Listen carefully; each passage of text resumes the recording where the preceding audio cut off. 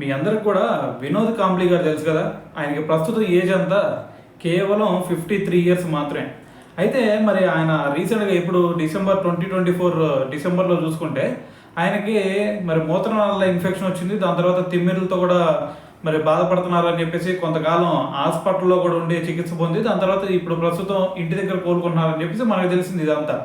అయితే మరి దీని గురించే ఇప్పుడు వాళ్ళ సోదరుడు రియాక్ట్ అవ్వడం జరిగింది. అయితే ఆయన ఏమంటున్నారు అంటే ప్రస్తుతం వినోద్ కాంబ్లీ గారి పరిస్థితి ఎలా ఉందంటే ఆయన కనీసం మాట్లాడలేని నడవలేని స్టేజ్లో ఉన్నారు అని చెప్పేసి మరి వాళ్ళ సోదరుడు అయితే దీని గురించి చెప్పడం జరిగింది అనమాట. అయితే ఇది నిజంగా ఒక బాధాకరమైన ఇన్సిడెంటే. సో అంతకుముందు మరి ఆయన చూసుకుంటే వినోద్ కాంబ్లీ గారు ఒక మంచి క్రికెటర్. సో దాని తర్వాత పరిస్థితి చూస్తే ఆర్థికంగా ఇబ్బంది పడ్డారు. దాని తర్వాత చూసుకుంటే ఆరోగ్యపరంగా రెండింటి పరంగా కూడా ఆయనకి ఇబ్బందులు ఎదురైనాయి. మరి ఆర్థికంగా ఇబ్బంది అయినప్పుడు సచిన్ టెండూల్కర్ గారు కూడా మరి ఆయనకి హెల్ప్ చేశారని చెప్పేసి వినోద్ కాంబ్లీ గారే స్వయంగా చెప్పారనమాట. అయితే ఇప్పటి వరకు మరి వినోద్ కాంబ్లీ గారు ఇండియా టీం తరఫున చూస్తే ఏకంగా 104 ఓడీలు ఆడి దాని తర్వాత 17 టెస్టులు ఆడారనమాట.